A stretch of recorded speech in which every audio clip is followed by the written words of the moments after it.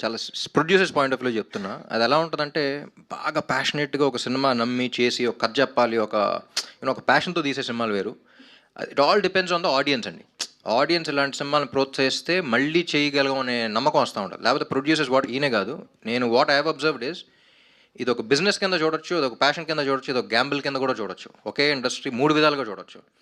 So ఎంత ప్యాషనేట్గా తీసి అవన్నీ చేసిన తర్వాత కొన్ని ర్యాండమ్ మాస్ సినిమాలు, మాస్ సినిమాలు నేను that is still my bread and butter చెప్తున్నా. అది మైండ్ సెట్ ఎలా వెళ్ళిపోద్దంటే, సరే ఒక 10 సినిమాలు చేద్దాం, గ్యాంబుల్ చేద్దాం, ఆడేస్తుంది కదా అనే మైండ్ సెట్లోకి వెళ్ళిపోతారు ప్రొడ్యూసర్స్ జనరల్గా.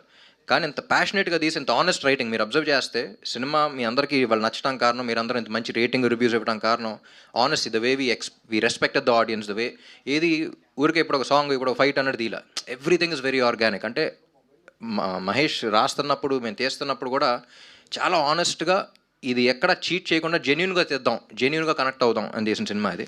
సో దీనికి ఇంకో